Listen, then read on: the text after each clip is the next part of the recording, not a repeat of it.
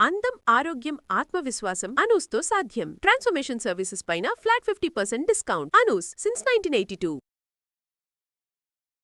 నమస్తే అమ్మా. నమస్తే అమ్మా. అమ్మా, వాటర్ నీళ్లకు చాలా మ్యాగ్నెటిక్ పవర్ ఉంటుంది. ఇట్ క్యారీస్ ఎనర్జీ అని అంటూ ఉంటారు.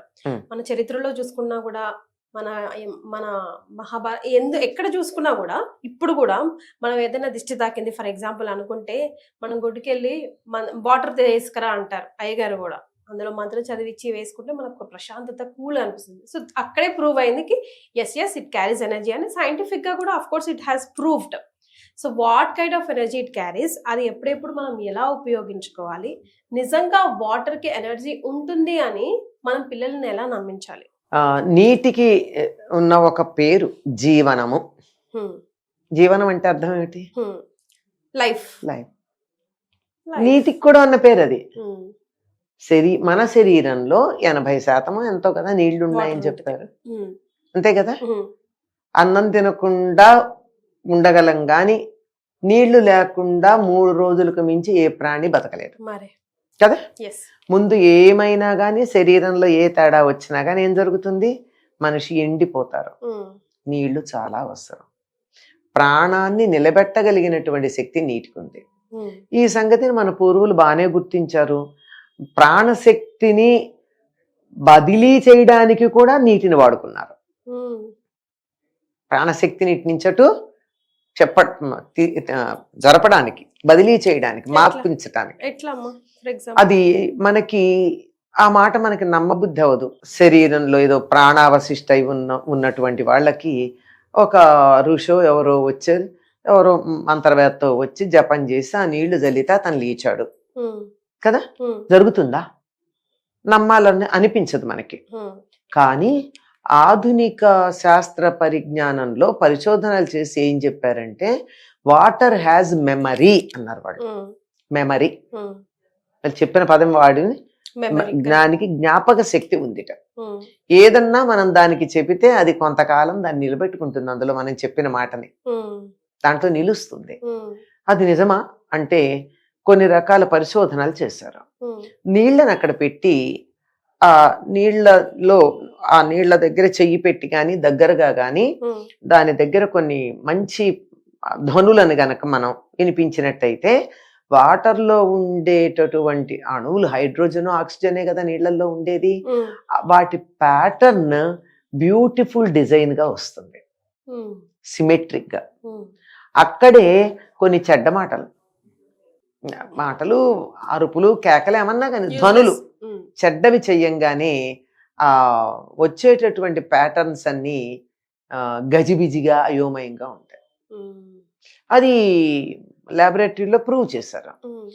ఇప్పుడైతే మనం అన్న ధ్వనులని నిలబెట్టుకొని సస్టైన్ చేయగలిగిన శక్తి నీళ్లకుంది కదా. అట్లాంటప్పుడు నేను నీకేదన్నా ఇవ్వదలుచుకున్నట్టయితే మంచి ఆ నీళ్ల ద్వారా నీకు ఇవ్వచ్చా? ఇవ్వచ్చు. అర్థమైంది కదా.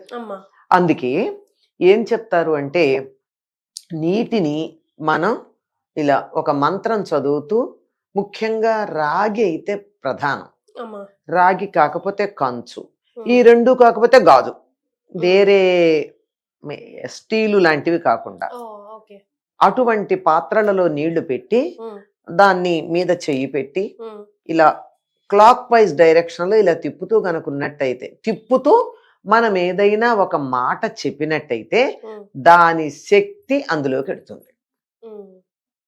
మాటకి శక్తి ఏమిటి అంటే మాటకున్న అర్థం కన్నా మనం మాట ఉచ్చరించేటప్పుడు వచ్చేటటువంటి ధ్వనులు, ఆ ధ్వనులకు ఆ శక్తి ఉంది.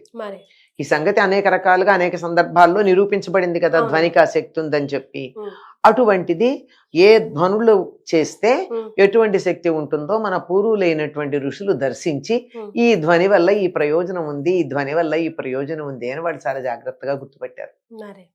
అందుకని ఫలానా రకమైనటువంటి ప్రయోజనం కావాలి, నువ్వు చేసుకునే పరిస్థితుల్లో లేవు, నాకు చెయ్యగలిగిన శక్తి ఉంది, కానీ నేను నీకు దాన్ని ఇవ్వాలి, బదలాయించాలి అని అనుకుంటే నీళ్లు తీసుకుని ఆ మంత్రం చెబుతూ చెయ్యి దాని మీద పెట్టి, కుడి చెయ్యి దాని మీద పెట్టి, అంటే ముందు ఒకసారి క్లాక్ వైజ్ డైరెక్షన్ లో తిప్పి చెయ్యి దాని మీద పెట్టి కానీ లేదా ఇలా తిప్పుతూ గాని ఆ మంత్రాన్ని ఉచ్చరించినట్టయితే ఏదో కొంత లెక్క కూడా ఉంటుంది, ఇన్నిసార్లు అన్నిసార్లు అని. ఆ మంత్రశక్తి ఆ నీళ్ళకి ఎడుతుంది. ఆ నీళ్ళని గనక తీసుకున్నట్టయితే కొన్ని సందర్భాల్లో తాగాల్సి ఉంటుంది. అంటే ఆ మంత్రము ప్రయోజనము ఎన్నో ఉంటాయి కదా అందులో. ఇది బేసిక్ పాయింట్ ఇక్కడ మనం చెప్పేది. దాన్ని అనుసరించి తీర్థంగా స్వీకరించటం గాని, లేకపోయినట్టయితే మీద నీళ్లు చల్లడం గాని, ఇలాంటివి చేస్తే ఆ శక్తి ఇటు నుంచి అటు ట్రాన్స్ఫర్ అవుతుందమ్మా. నీటికి మెమరీ ఉంది అంటే ఇంగ్లీష్ లో వాళ్ళు ప్రయోగం చేసి చెప్పిన పదం ఏమిటంటే మెమరీ అని. మనమేమో శక్తి ఉంది అన్నాం. ఈ శక్తి ఉంది అనడానికి ఇంకొక చాలా పెద్ద రుజువు మనకు ఒకటి ఉంది. నీళ్లలో విద్యుత్ ఉంది. ఉందా? మామూలుగా నీళ్లలో చేయి పెడితే కాలుతుందా, షాక్ కొడుతుందా? కొట్టదు కదా. మరి విద్యుత్ ఉందని ఎలా చెప్తున్నావు? ఎట్లా చెప్తున్నావు? అదే కదా.